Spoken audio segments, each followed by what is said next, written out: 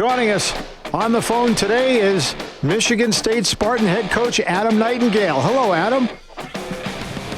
Hello, how you doing? Excellent. Thanks for being with us. Really looking forward to chatting with you today because there is a lot of interest in a guy that you know a fair bit about and will be without this coming season, but we'll get to that in a couple of seconds. But obviously, with Ike Howard jumping on board with the Edmonton Oilers, he's decided to forego his final year of college eligibility. But you had him last year in a Hobey Baker year. Tell us how special an athlete he is. Yeah, no, it's super excited for him, and comes from a great family, great kid, great teammate. I feel fortunate. I coached him 2 years at the national team, and then he went to Minnesota Duluth and transferred to us. So then we had him the last 2 years. So 4 of the last 5 years, got a chance to coach him. But he's a team guy. He's super passionate about his craft, and excited. I think he's going to do great things with the Oilers. I know one thing, he speaks highly of you. He, when we had him on last week, he had a big smile on his face when we did the Zoom chat, and he just loved playing, and he just said so much about the program that you've got going there. And when you got guys like that who are really, really big leaders, it's a huge hole. I'm not really sure. Are you going to be able to fill that vacancy because you're still highly touted in the NCAA going into the upcoming season? Yeah, no, it's not easy, right? You obviously he was the best player in college hockey last year, and to think you're going to replace that, you'd be crazy. But he's like I said, we got to have some guys step up and some new guys coming in. And but what I really like about Ike is he really, because we took over 3 years ago, and he helped us establish what it means to play at Michigan State, and his work ethic, his commitment, not just at the rink, but in the classroom and the community. So he'll definitely be missed. But I do think young hockey players see a guy like Isaac, and they know that if they want to get a chance to play in the NHL, Michigan State's a good spot. So what does he bring to the table for the Edmonton Oilers? This is a pretty. This team's got some real talent on it, the Edmonton Oilers, and I think he's going to fit in beautifully. But I've only seen the YouTube stuff. You've seen it up close and personal. What's he going to bring to this team? Yeah, he brings passion to the rink every day. I've never, 4 years coaching him, I've never seen him have a bad day at the rink. He loves the game. He can play with really good players.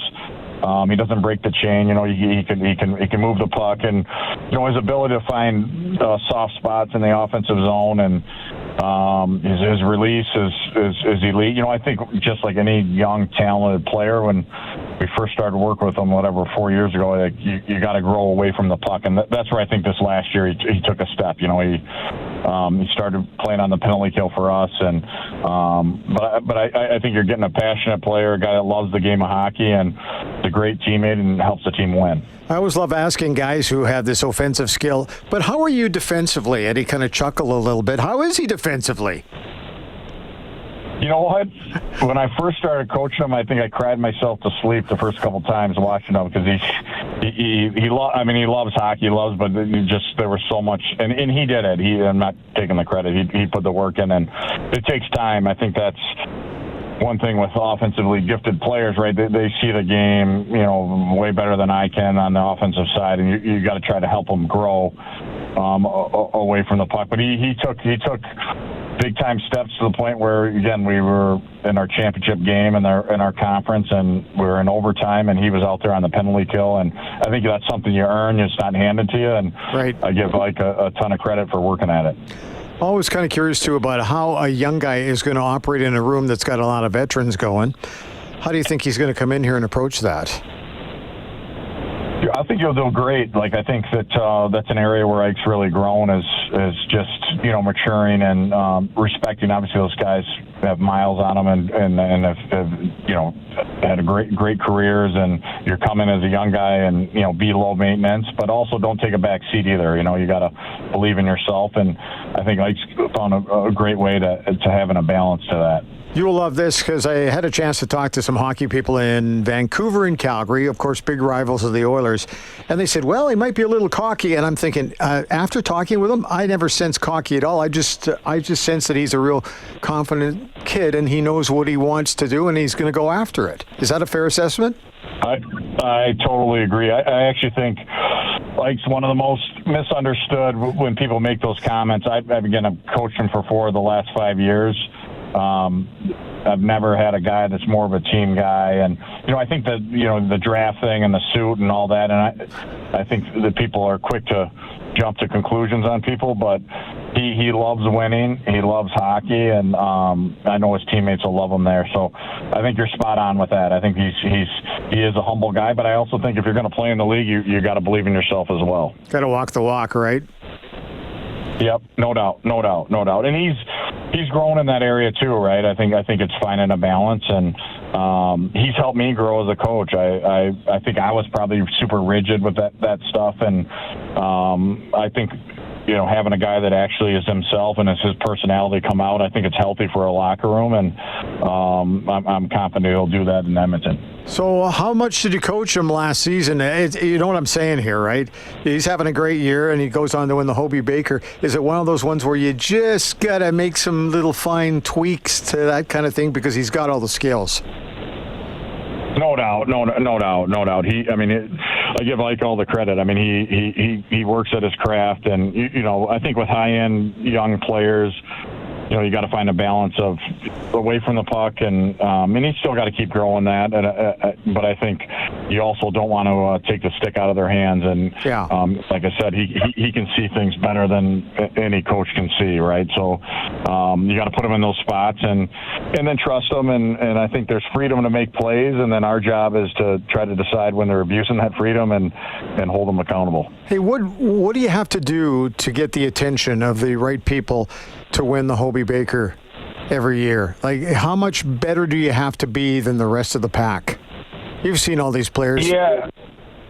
No, and I think this year there was, every year, right, you could make an argument for every player, and this year the finalists, obviously Zeev William went and played and had, finished with Minnesota, and Leonard, finished in Washington, so those guys were obviously really good players. But I think at the end of the day, it's about the impact on the team and how good the team was, and I think for us, he led us in scoring by quite a bit.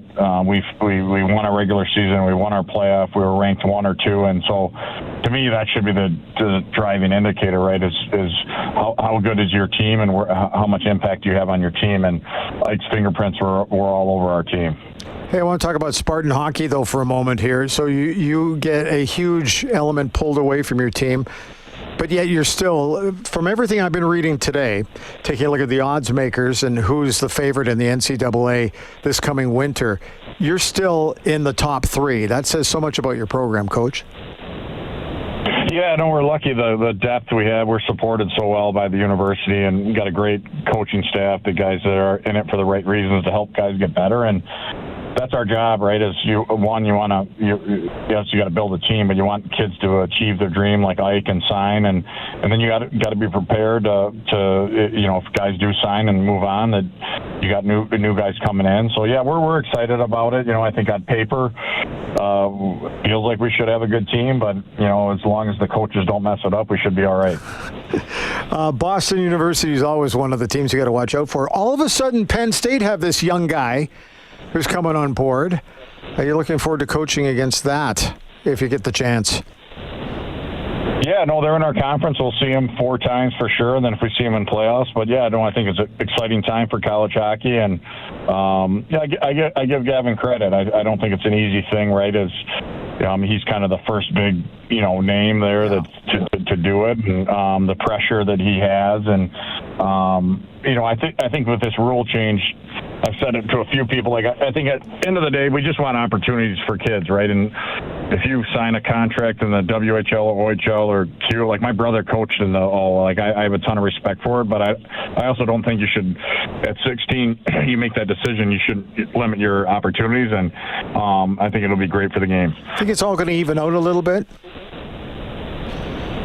Yeah, I think it just will take time, and I think like I said, I grew up in northern Michigan. I went to Greyhound games my whole life. My younger brother coached in the O in Flint and Saginaw, and I think I think there's great coaches there. I think there's great ownership.